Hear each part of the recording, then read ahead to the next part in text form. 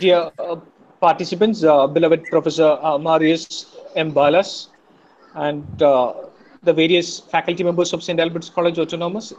As you are aware, the St. Albert's College Autonomous is celebrating its uh, Platinum Jubilee celebrations. Platinum Jubilee celebrations in this year.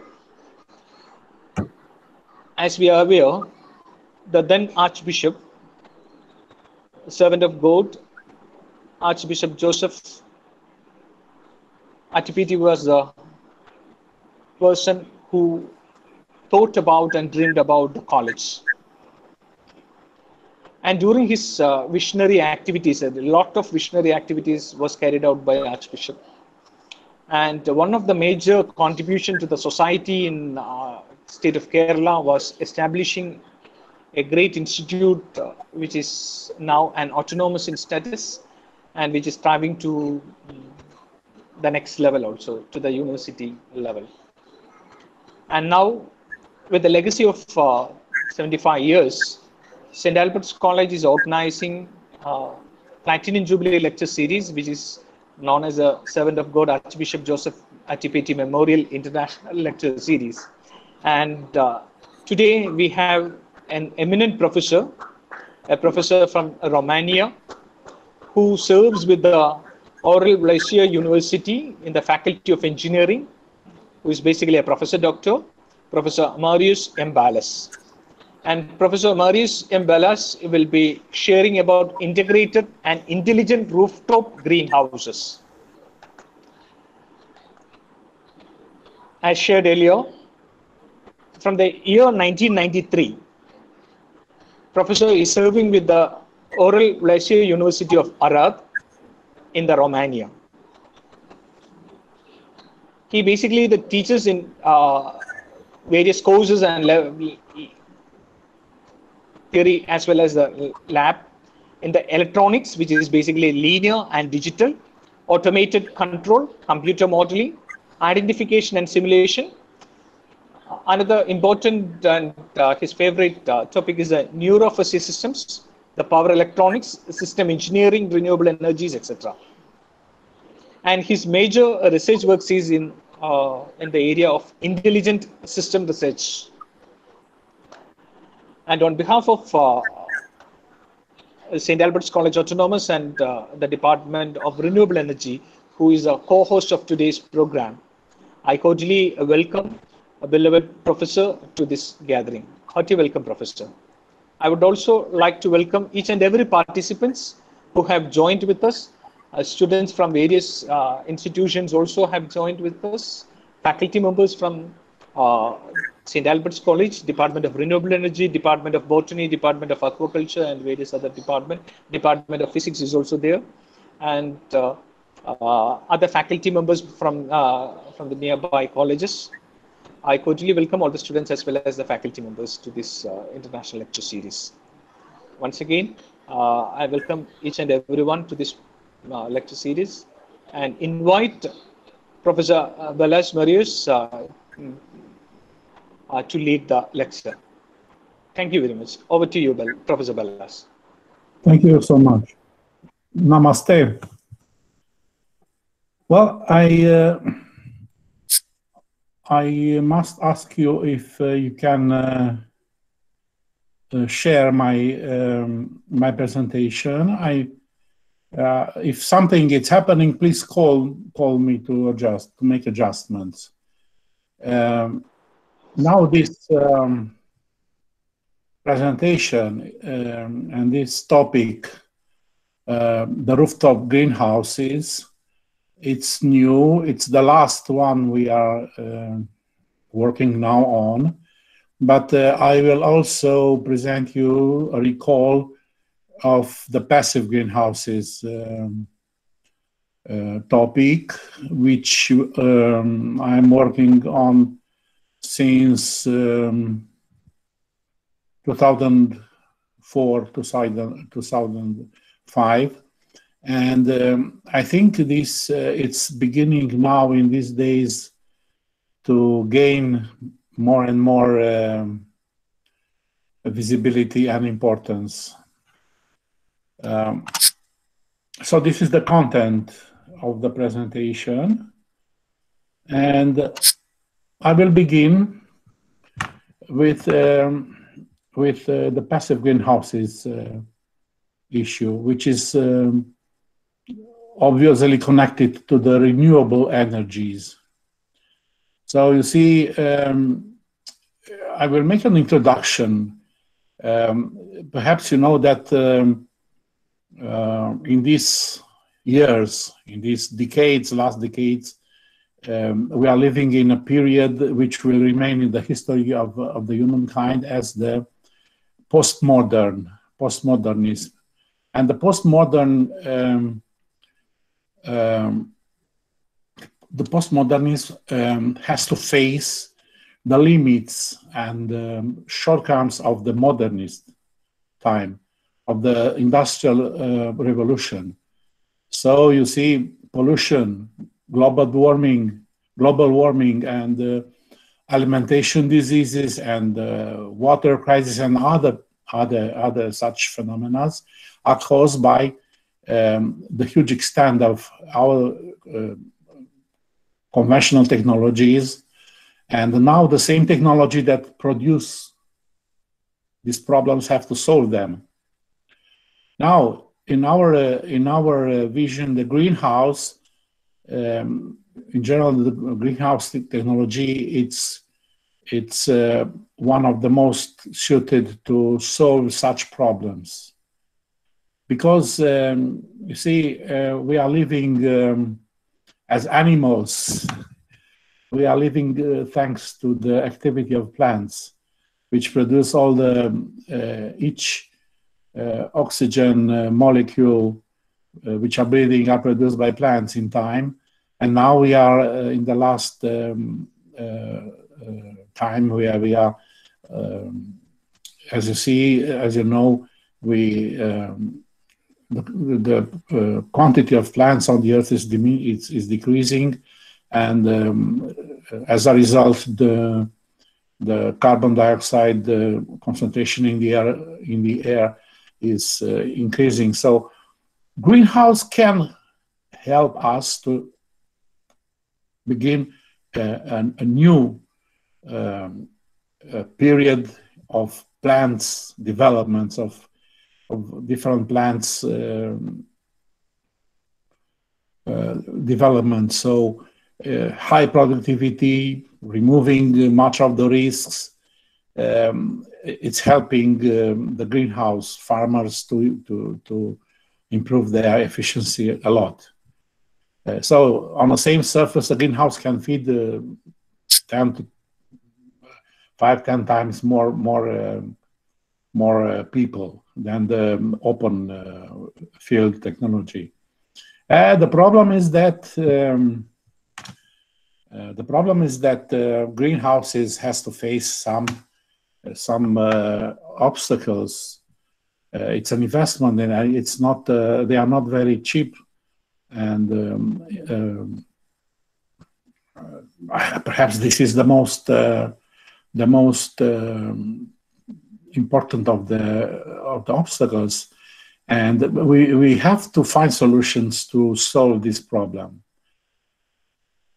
Now, another point about the energy, it's very easy to solve thanks to the renewable energies. You know, renewable energies are essentially free of cost, unless, of course, after you make the initial investment.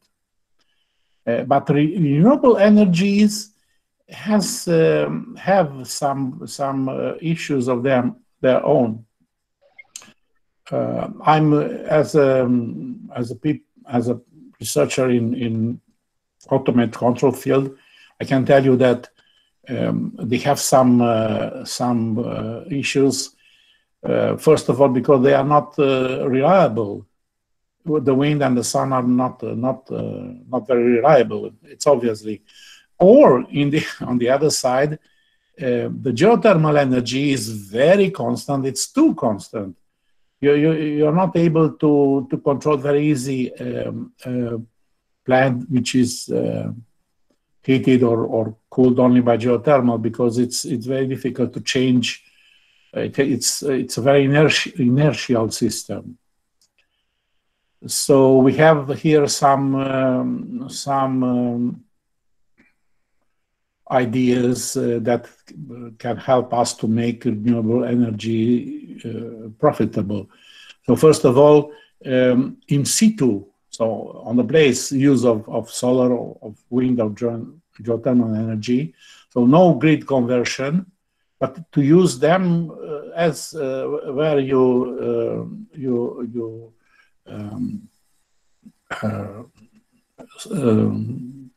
take them. Now, there is another idea which I want to share with you, which is very, very important in these times where the water is also a problem in many regions of the world, not in Kerala. So you see, integrate management of energy with water and gases I add. So this is called Watergy. Just a second.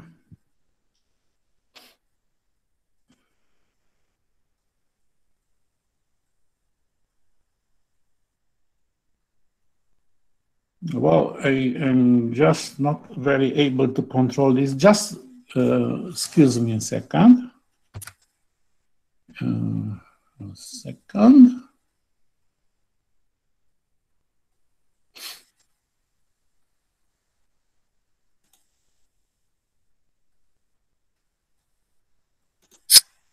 Okay. So Watergy, the integrated management of energy and water. This is a concept which is launched 20 years ago by a German company which preserve the same name, Watergy, and it's very interesting. You will see. We think that the key to our future is to preserve that basic human-plant symbiosis. We will work on this. This is essential, very important, and not the least. In all renewable energy systems, there is a strong need of smart control, of intelligent control, and that is very much coming together with the Internet of Things concept, which is nowadays very, very, very important. And you know, smart control is helping you in many issues. For instance, just take the idea of the weather control, of the weather forecast that can help you with your greenhouse. If you know that tomorrow a cold weather will come, you will prepare your greenhouse, and you will manage to resist with fewer investments and fewer costs to that change of the weather, and so on. Now, this is our initial concept, the passive greenhouses, passive energetic greenhouse. And you see here it's heat pump, water to water heat pump. Normally you have two water wells, warm one and a cold one, and the heat pump is able to take energy from this water and to inject into the greenhouse. But in order to make it full passive greenhouse, we will replace that, we will ensure that energy which is needed for the recycling of the heat pump water with the solar panels or with wind generator. So you know about 20–25% of the power of the heat pump must be provided for the recirculation. And such way, if everything is passive, we are not linked anymore to any infrastructure. For instance, we are not linked to the electric energy infrastructure. So this means that we can deploy such passive greenhouses almost everywhere where we dispose of water. Sun and wind we can find very easy. Water perhaps it's not so easy. So we are sometimes relying on some aquifers, but this is a study that can be performed, and they can work totally independent of any infrastructure.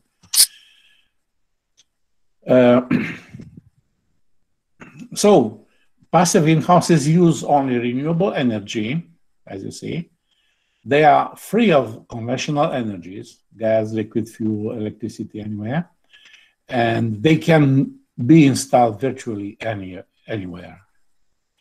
Main disadvantage, high investment costs, obviously. But we have some solutions, and these solutions are coming up thanks to the automate control. So first of all, optimization of the whole structure of the constructions and of the operating by mathematical and computer modeling. This is very important. And we have also a solution for this kind of smart or intelligent automate control systems, which are very complex and nonlinear, and they are not very easy to control. So we have a solution which is called fuzzy logic control, smart fuzzy logic control. I don't know, I'm not aware if you know some on fuzzy logic, but if you don't know too much, we can discuss after the presentation. So you see here such models, and we can work with them very, very conveniently. This is the basic greenhouse mathematical model that we have started work with. In fact, it's the Newton equation. It's nothing more than the classical Newton equation. And you see here is the temperature inside, and it's depending on the power injected on the greenhouse effect of the changes of air with the exterior, and also with the radiation. It's depending on the radiation. So this is the air change, and this is the radiation. And here you can see how it's looking, such a project, such a model, which was identified by such kind of data, as you see, which are, I dispose of them in France in 2004 and 2006. We had some common research stages in Toulon in the south of France, where they have experimental greenhouse. And in those times, when I was traveling to Toulon, I was traveling near in the northwest side of Italy. Here you see it's a very known sea resort, Sanremo, and here it's a highway, Autostrada dei Fiori. It's a highway, and here you see a valley, a whole valley, full of greenhouses, but improvised, poor greenhouses, not great, not very important, not very technical, with so much technology, and it was ugly. It was horrible sight to see all those mountains covered with such greenhouses. And yes, but this place was hiding into the mountains. Look, which was the main idea. Here are the greenhouses. They are producing flowers, and the flowers were sold and deployed on the seaside, where you know it's Italian Riviera. It's a very nice place spend the holiday if you have enough money. So that gives me the idea that our whole agricultural system could be made like this. So greenhouses have the potential to help us to make a global ecological reconstruction. Idea will be to make some greenhouse farms on a certain surface, but that surface will ensure enough food for a lot of people. So the regions which are nearby that greenhouse farming region will be free of any agriculture, of every open field agriculture, and then there we could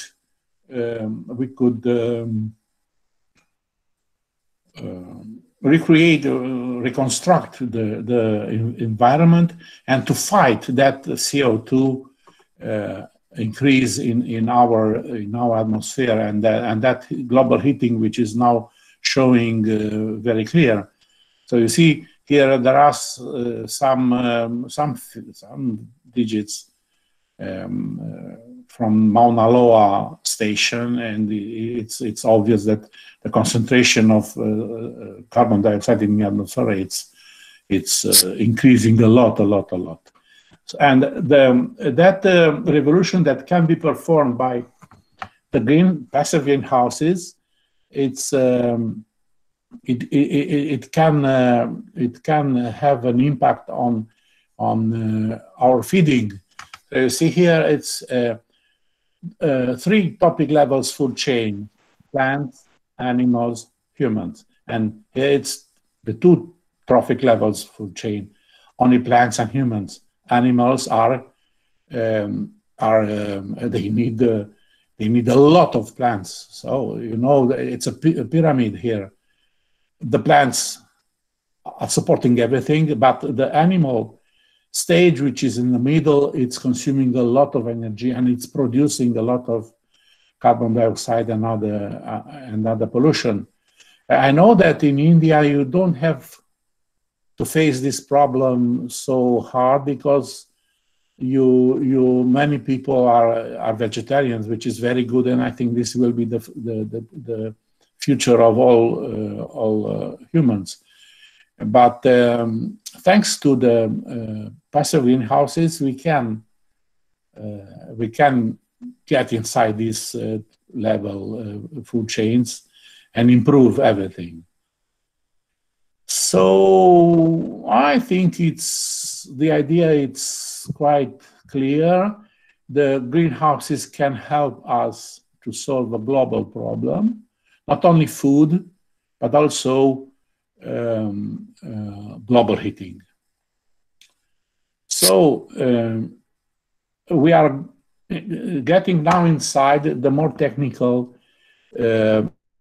part of my presentation, and you see, I want to show you now here that there are a lot of technologies which are existing and which are waiting to be used, and they are waiting for us. You know, in terms of knowledge and of conceptions and of theory, it's 50 years ahead the real life. In terms of technology, perhaps not 50 years ahead, but 10, 15 years, the technology precedes us. So almost everything we want to do now, we can do. Our most limitation, it's our vision, our conceptions. So if our vision it's ambitious and it's a long-term vision, a good one, it can be sustained. We can find technologies. I show you, for instance, here the initial water-G greenhouse. Water greenhouse has here some water tanks, an initial amount of water tank. For instance, in India, you can collect this water during the monsoon time, and it can last months and months because the greenhouse, it's able to recirculate this amount of water. Here, it's the first step was with a tower, which had a heat pump. The cold part of the heat pump was here inside the column, this tower, and the vapors of water was condensed here and recirculated. But nowadays, there are other technologies, and they are known in India. I know that because I found some interesting articles on this. It's called the liquid desiccants air conditioner. So the liquid desiccants are able to collect the water and energy, of course, and some heat from the inside air of the greenhouse without that tower. It's much more convenient. But the idea is that we can recirculate water, and also the energy which is produced by the sun, thanks to the greenhouse effect, it can be collected and stored. Now, here you see the cogeneration greenhouses. You know, the most advanced country in the greenhouse technology, it's Holland. In Holland now, if you want to buy a real greenhouse, an important greenhouse, you will not be able to buy it unless it will be not cogenerate. It will not use cogeneration. So cogeneration means that you have a gas electricity producing engine, and you will use the heat, the byproduct, the heat as a byproduct, which will heat the plants. So you will, in the same time, produce electricity and heat for the plants. And this is very much very effective. This system, it's much more effective than if you were to use separately the electricity generation or the plants or the greenhouse. So here you have some technologies which are now very some of them are classical, some of them are very fresh. You see in the left, you see the Venlo greenhouses, steel, glass, last day life, last hurricanes. This is the classical Dutch Holland greenhouse. You see here photovoltaic greenhouses. I don't like them. You see, they are shading the plants. Yes, it's not good. So here you have a solution for this problem, the vertical greenhouse, which are now very popular in Singapore or in I think in Japan also, or Taiwan. I'm not very sure, but from Singapore, these pictures are taken from Singapore. And here these plants are conveyed, and they all get to the sun some minutes in an hour. But the idea is that they are producing fresh plants in the middle of Singapore, and they have not to take them from Indonesia by air. And so, although it seems expensive, that is something useful for them. And here it's the so-called, it's a Dutch Holland concept, Fresnel greenhouse. You see the panels of the roof of this greenhouse are profiled in Fresnel lenses, and they are concentrating the infrared energy on the spot And in this pot, you add not a solar panel, but a solar cell, which is very small and which is not shading the plants. And this system allows you to collect only the infrared energy, and in the same time to light the plants with the other wavelength they need. You see here the LED greenhouse. It's another concept which is trying to provide plants with those with the light which is filtered by the walls. So there are some wavelength light which is not getting to the plants because of the walls, and the LED are providing the plants with this energy, which is very good for the quality of the plants. Last year's the quality of the tomatoes in the producing greenhouses increased a lot because thanks to this LED. Just a second, do you hear me? Everything is okay? I want to check a little bit. Perfectly audible and visible, sir. Perfect. Good. So we will go on. Here, I think the key of these problems rely on the integration, even at large scale. You see here a project which is disappeared. I just take this project from a paper which issued in 2006 after a conference in Saudi Arabia, and it was communicated by a Dutch company which is called VVHEX. And you see here an aquifer, so huge reservoir of water with clay around to preserve the water inside, and with pebbles. And you see the water was stratifying according to the temperature. And you have here, and you add to this aquifer the plants, the biomass that you don't need after harvesting the tomatoes. For instance, you put inside those chopped vegetal matter, and this is producing biogas. And you have here water heat pumps. When you see, and you have these three different layers of temperature, which is very good for your system. But you also can liquefy that gas, methane gas.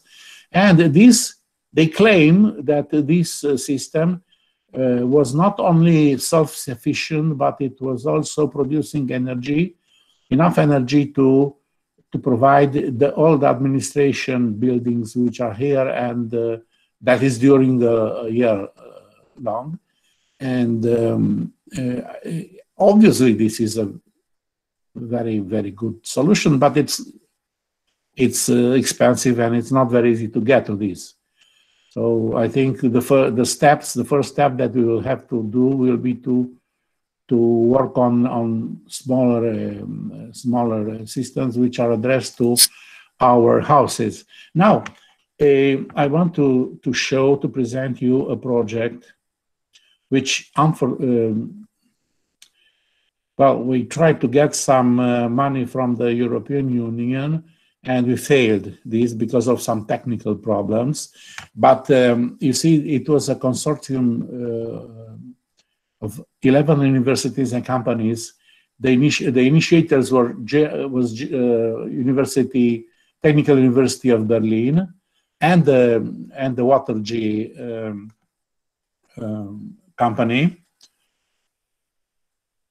And we had our place here, thanks to our computer modeling and our passive greenhouse concept, which was useful here. and some other participants. And the whole idea was to, you see here it's a map of the region. It's in the south part of Morocco. This is the sea, the ocean, the Atlantic Ocean. And here the idea was to have a complex greenhouse which is able to take out the salt from the water, ocean water, and to ensure some aquaculture surfaces, and combined with fish farming. And you see, this is a complex project which was called GLOASIS, Sahara, the vegetable garden of the world. This will be the future, because you see, plants can be very conveniently cultivated on sand. So you don't need to make artificial soil for them. Sand is perfect if you provide them with water and with nutrients, and this can be done. This is again a technology which is available for the moment. So that was the project called GLOASIS, and this project being rejected by the European Union, we are free to work on this if you want. And one of the members of the Technical University of Berlin is now working on. He developed a company which has exactly this title, GLOASIS, and he has a contract in Mexico. He's building there such a version of this project. And I myself launched an idea on this water G concept. You see here my idea, which is not proved on a one-to-one scale, but it's proved only on a small scale project. We had a project with the students. And the idea is that the greenhouse, or the building, of course, greenhouse is the building for plants, but we can use this idea for humans too. So you see here, we have two water tanks, one at the surface, and the other is underground. And this underground water tank is standing to preserve the temperature of the water at the underground temperature, which is very constant. So we can exploit that differences of temperature. Well, when outside it's cold in winter, this is around 10 degrees centigrade degrees water. It's hot, warm, or in summer when it's very hot, this is cold. So we can use this combination, and this is increasing the efficiency of the heat pump, and this is increasing our capacity to store rainwaters, or to store an initial amount of water in the dry seasons or in the dry regions. Now, third chapter.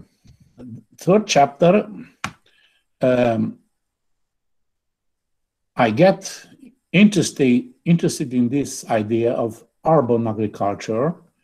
6 years ago, we had a project with our students, and we get to a competition which were organized by GDF in France, from France, and our team got the final of this competition. It was 6 teams. By the way, this competition was the winners were from India. And the idea was that after this competition, we had a very good communication period with the GDF. And they told me the basic idea was the following: big money will not go to agriculture. big money will go for buildings. This is not very ethical, perhaps, but this is the true. So they told me we had a financial line if you have something for buildings, but not for agriculture. So in that moment, I begin to think how can we bring greenhouses into the cities. And you know, there are some arguments for this. You see here, this is the orange tree which was in Spain, in Vigo. I took that picture, and the idea was that in a city you can have a lot of agriculture icons, and the concept is called urban agriculture. And one part of this concept is the so-called building integrated agriculture, because you don't have such surfaces, very much surface to make a real agriculture in the parks or in the streets or like here. But buildings, there are a lot of buildings. And when I was looking to the rooftop of our towns, they are brave, or never mind, they are totally useless. So let's think how to replace our not interested rooftops with greenhouses. And you know, this was done many years ago. So you see here such rooftop greenhouse building in Arbor House in New York, which is, I think, 60, 70 years old. And you see, everything is okay. But we don't see here something. We don't see here plants. The greenhouse is there, but not the plants. And then I realized that I've never seen, I traveled a little bit in the world, but I've never seen such a greenhouse in the top of the building. And why that? Although rooftop greenhouse, it has some advantages, some fundamental advantages. You see, it creates a three-dimensional plant system, which is much more efficient than the two-dimensional structure that comes with open field agriculture. Or for a forest, the wood, it's in 3D and it's producing much more oxygen, and it's collecting much more carbon dioxide. And these rooftop greenhouses are able to emulate such systems like a forest. But you see, collecting rainwaters, storing energy. Well, what is the cause? Why this system, which is so potential, has no real application yet? And you see, our solution, it's how to say, it's not mine, it's not ours. We found it, but we found a way to improve it, as you will see. So the solution is to integrate the rooftop greenhouse with the building.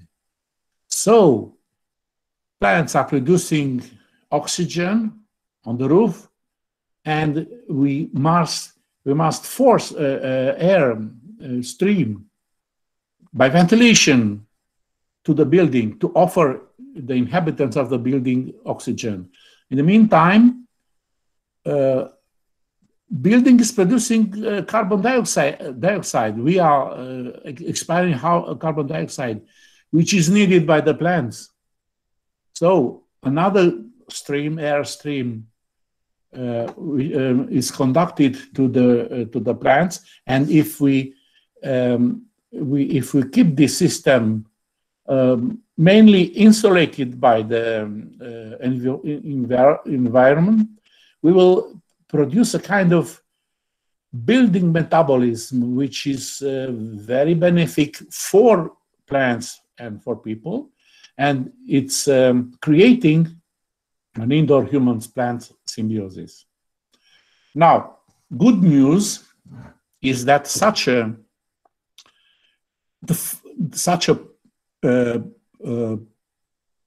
prototype already exists in Barcelona, at the Universitat Autónoma de Barcelona in Belatera, Spain, and it was a project called Fertile City. And I joined with them. We begin to work a little bit together, and you will see the results. So first of all, we'll have a look on that building, on that prototype, which is the only existing in the moment in the world. And you see here on the roof there are four modules, greenhouse modules. And here in the rest, there are administrative and offices and laboratories. And this building has a central atrium. Yes, so all the offices are around, and it's a central atrium, which is common. And the change of air and that integration of the greenhouse with the building, it's ensured by this central atrium. So the idea is how to improve this existing project and how to make it more efficient in any environment and in any circumstance, in any climate. I will present you exactly our idea, and we begin to work with the Spanish on this idea. Now you see here it's the not integrated rooftop greenhouse, but the intelligent rooftop greenhouse. But it's not only integrated, it's also intelligent. It has that system of water tanks. One is it's in the cellar, or it's underground mainly. The other it's on the top of the building, on the rooftop. And you see here it's the heat pump and the main cooling, heating system from the whole building and from for the greenhouse. But you also see here some other elements that can help us harvesting the renewable energy, which can be found into the city. So here it's the heat pump, another heat pump of air heat pump, which is replacing the windmill, because windmills are not suited in towns because of their moving. They are moving very dangerously, and you see here those ventilating air streams from the greenhouse to the building, from the building to the greenhouse, and also the ventilation to bring fresh air from outside in the greenhouse and in the building. This will be the main actuators of our system, as you will see. And very important, the network connection, which enable us to build an intelligent and remote controlled building, intelligent rooftop building. You see here the smart technologies are all over the world. We can find them anywhere. Not everybody has access, or not everybody wants to use them, but they are available. The technology is not an issue. So smart home, smart greenhouse, smart rooftop greenhouse. This is the line. And now I want to ask you how much time is left from my presentation. Professor, it was still 12, but in case if you have more slides to complete the session, it's okay. I have some slides, but I think I will accelerate the presentation because these coming parts are mainly for the computer or for the for the automaticians, automatic control people. I don't know if there are such people among you or not really. We do have the renewable energy department students with us, so they will be very familiar with. So I will accelerate, not insist too much, but show. Still, I want to present this because it's important. So I will present you first a mathematical model and then a computer model of this intelligent rooftop greenhouse. The equations will come, but the system, which I think it's basic, has 6 inputs and 6 outputs. As inputs, you see the powers, which are for heating or cooling, which are deployed in the greenhouse and in the building. And the air flows coming from building to greenhouse or from greenhouse to building, and the fresh air flows.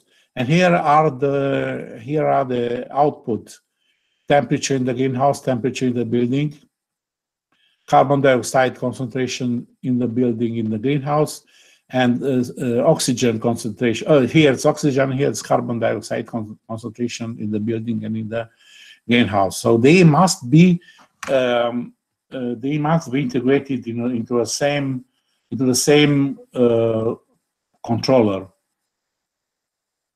to make an integrated management. This is increasing the efficiency and it's decreasing the price. See here, you see we have those equations, which are here very, how to say it, this is the simplest way to present them. But of course in time, and we will have more, we have some resources to work on this. All these coefficients can be developed, and they will essentially, they are not constant, they are non-linear. But the first model, the first approach, it's simplifying and it's working. Now you see, this is a MATLAB Simulink implementation of that model. You see here the temperature side, temperature of the greenhouse and of the building. And you see here the carbon dioxide and oxygen concentrations in the building, in the greenhouse, in the building, in the greenhouse. So this is the general window of the model. And you see here it's examples how it's looking, such a module for the temperature of the it's greenhouse. This is the greenhouse temperature. It's not very complicated. And here it's such a module for the carbon dioxide concentration. And what is more interesting is to show you some simulations, some results issuing from this model. Now you see here, for instance, it's a simulation in which the outside temperature it's evolving like this, so from 10 degrees to 20 degrees. So environment. Yeah? This is the temperature of the greenhouse, which is very much connected to the environment, because the insulation of the greenhouse is not as good as the insulations of the building. And you see here the temperature of the building, and this is when they have no integration. They are not integrated, so the airflow, the communication between them is zero. Okay, and you see here it's the effect of that system of ventilation, which I was showing before. So you see how the temperature of the building and the temperature of the greenhouse are getting closer and closer.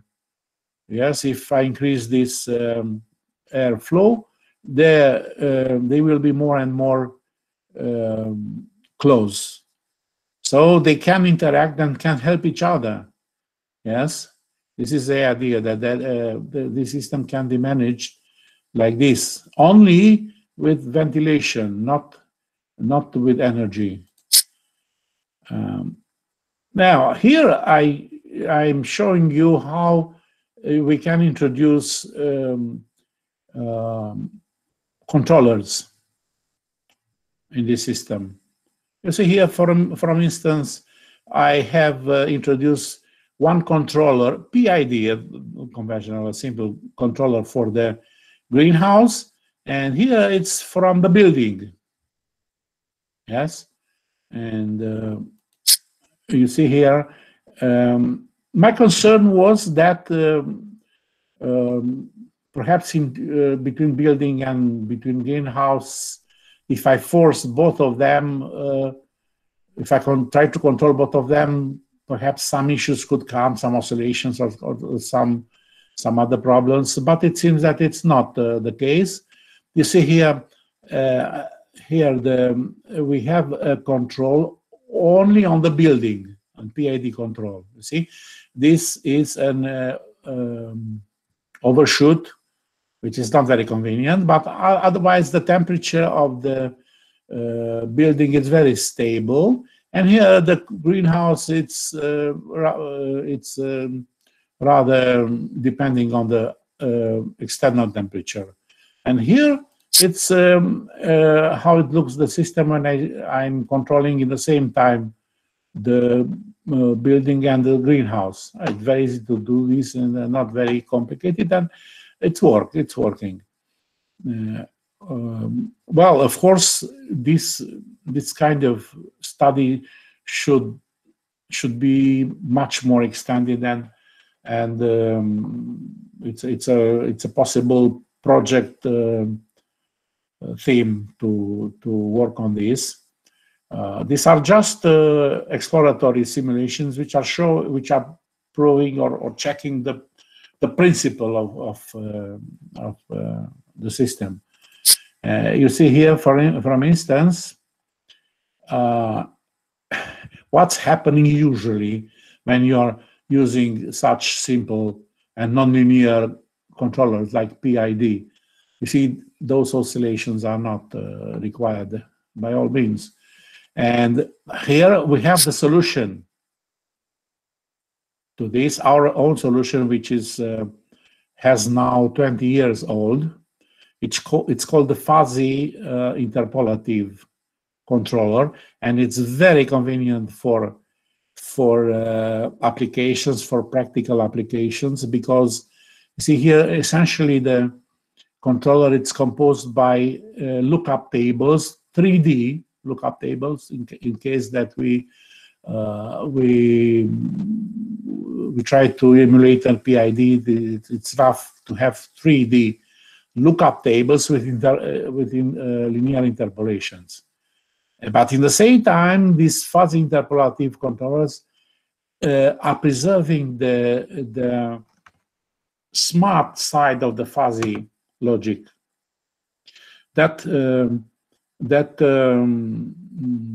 feature that they have to be covered very well by the natural language,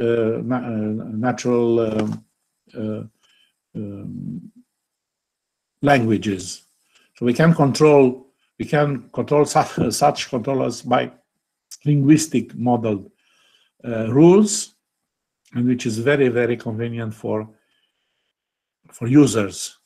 And it can it enable you to build intelligent features in a linguistic way, not in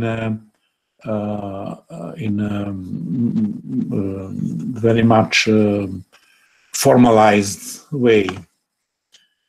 So you see here some advantage of these simulations. I can also check the energy deployed. So we can compare such controllers. You see here how a fuzz interpolative controller is working in this case. And you see here the temperature is not anymore very sharp. The precision of such fuzz interpolative controller, it's not an issue, but we have no overshoots, and the final, how to say, we can build some, we can write some rules for the economy of energy, and they are much more efficient than the conventional controllers. And the main idea of these simulations is that they prove that between building and RTG, there is a connection which can be controlled and which can help us to manage energy and air concentration, the concentration in the air of CO2 and O2, such way that the metabolism of the building, the whole building, will be improved, and the plants will be able to develop and to consume the carbon dioxide, not only from people but also from outside, if the weather it's not so cold or so hot. So here there are some concentrations of it's showing how the part of the air concentration is working. And now I will try to show a little bit some information on the fuzz interpolative control to get a glance on the possible future project we could do, or it can be done. Now, you see here in the left, a standardized construction like Venlo greenhouse need an optimal control, which is very detailed, very precise, and which is the dream of the conventional engineer, control engineer. And here on the right side, you see something that is not linear, it's not standard, because each building could be different from the other, and each climate is different. So the solution to such nonlinear and time-varying systems, it's rather the so-called soft computing. I don't know if you're aware of soft computing deeper than the general image, but soft computing means that you're trying to emulate the computer with a way of thinking, with a very human way of thinking. So you drop down precision and accuracy, and you are more interested in reliability, in robustness, in how to say it, perhaps in prediction, and in adapting the system to the conditions, to the environment. So perhaps you know more about expert systems. Expert systems is a most well-known and conventional possible intelligent system, which is it's composed by expert rules, which are designed by experts in certain domains, and we are just changing the nature of the rules. They are not anymore crisp, they are not anymore Boolean with 0, 1 values, but we turn them into fuzzy rules which accept each degree of membership between 0 and 1. So for instance, if a rule has a membership degree of 0.5, it means that you're not sure about that rule. It can be either true or false in the same time. But you see, our world, it's full of such situations, and fuzzy systems can deal this uncertainty. And this is very much suited to such air conditioning systems for plants or people, because we are very tolerant to some 1 degree, to half degree, 1 degree, 1 degree, half difference of temperature, and we are very, very tolerant to atmosphere concentrations. But the important thing is to have some objective, some goals which are followed and ensured by the fuzzy control system. And you see here a comparison between optimal control and soft computing. And you see soft computing features: stability, adaptation, robustness, and prediction. We are not very much interested in qualitative analysis, but in quantitative analysis, but in the qualitative analysis. Not very concerned about the numerical representation of the knowledge, which is performed by the lookup table, but we are rather interested in the symbolic knowledge representation. If the temperature in the building is low and outside it's hot, bring fresh air from outside because it will heat the building. This is a kind of symbolic rule, yes? So you see here, you see here, generic fuzzy PID controller, which can be equivalent with a 3D, in this case, if it's PID, it's 3D-dimensional structure. You see here rules. Each point here, it's in interpolative node, it's a rule. And this is how such a rule base is working. And you see here a version of this, fuzzy interpolative controller, which I will not discuss too much. If you're interested, we will come later on it. And you see here how it's looking, such a fuzzy expert system rule base. And of course, these rules that you see here are just for show, how to say, just for example, but we must know, we are working now on a real one, which is able to control that previous system you saw. The idea is very nice and simple, I think, for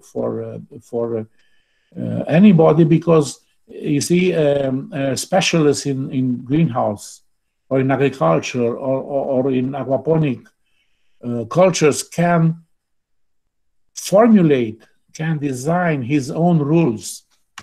And he doesn't need to know too much informatics to do this, you see? So it's simple to work with it in a pluridisciplinary team. Now as you see, I'm very close to the end of the presentation. So, which is our not objective, which is our goal? See, this is a concept. With this concept, we went with our students to that competition in Paris, Green Skyline Cities, a town composed exclusively by of integrated, of intelligent or intelligent rooftop greenhouse. It's a green sky city, consuming more carbon dioxide and creating more oxygen than today's cities. Inserting such greenhouses into existing urban infrastructure is easy. It can be done. We have all the technology available. Adopting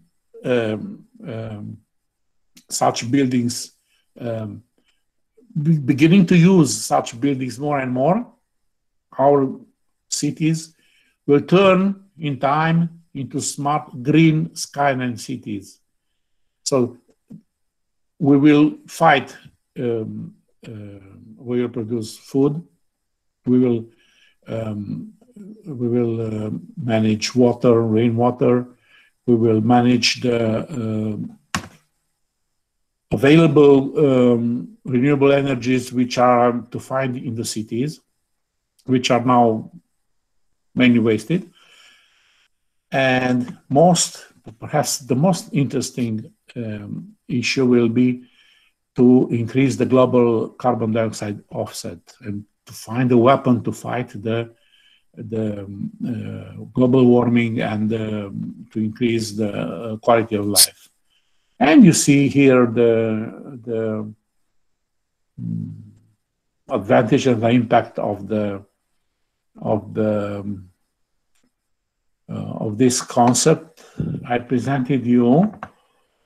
I think it's not useful to read them. They are clear, I think. And I will present you my last show, but it's my last slide of the show, but it's I think it's interesting. Look here.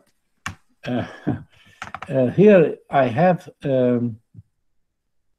picture that I took in one spring some years ago. It was very cold and rainy spring, and bees were at the brink of death. They were in famine, and it was cold. And in the first sunny morning of that spring, I got out in our garden with a camera, and we had some red poppies. They are poppies they are not for drugs. They are for seed. We use them in cookies.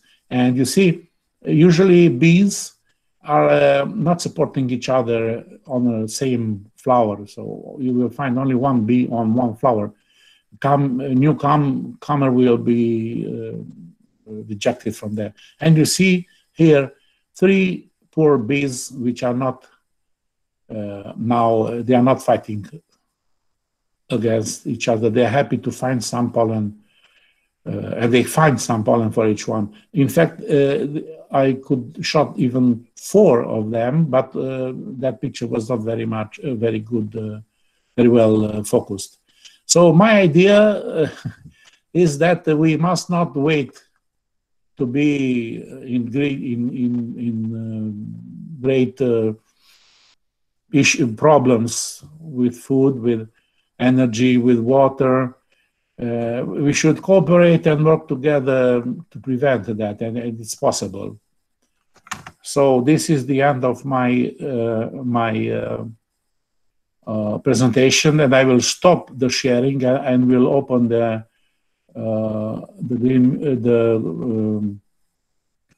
Google meeting and start a discussion if you are interested in.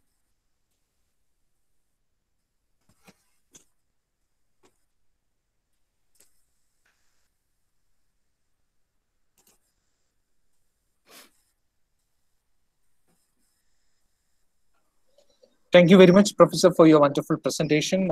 Dear participants, now it is time, in case if you would like to have a doubt clearing or something, or in case if you would like to ask something to the professor, this will be the right time to ask.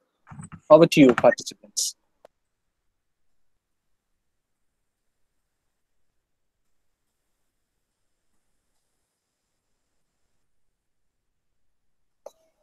I believe that it's almost we took 30 minutes. Our program was scheduled till 12. Now it's 12:30. Maybe that may be the reason. So may I take this opportunity to thank our beloved professor and invite our head of the Department of Renewable Energy, Professor Pearl. She's in charge of the renewable energy and she's working hard for the Department of Renewable Energy. And last week, we received a confirmation from the University Grants Commission, which is the apex body under the Ministry of Education of Central Government of India, that we have received a new course, which is basically a postgraduate program in renewable energy.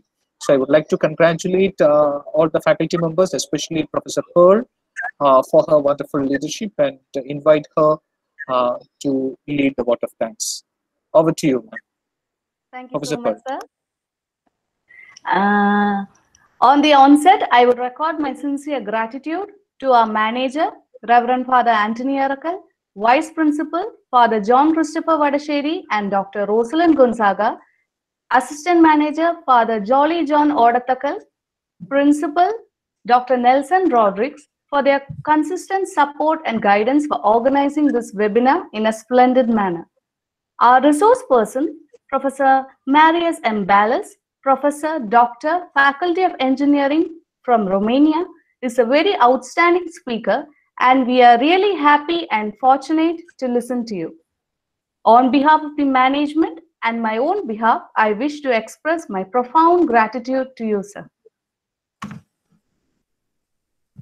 My special thanks goes to Mr. Antony, Dean, Office of Training and Development, St. Albert's College Autonomous, for his valuable guidance in organizing this session. I would like to record my thanks to all the participants, especially the staff members of the Renewable Energy Department, Botany Department, and the Department of Aquaculture, and all the students for enriching this webinar. Thank you all.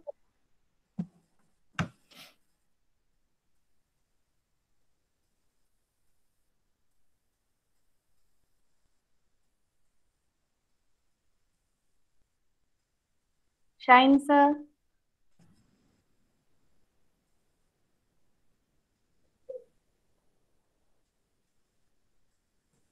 Okay, so I think that the webinar it's done, and we must, if you want, I'm available for discussions in time. It's not rush, and I give you a good news.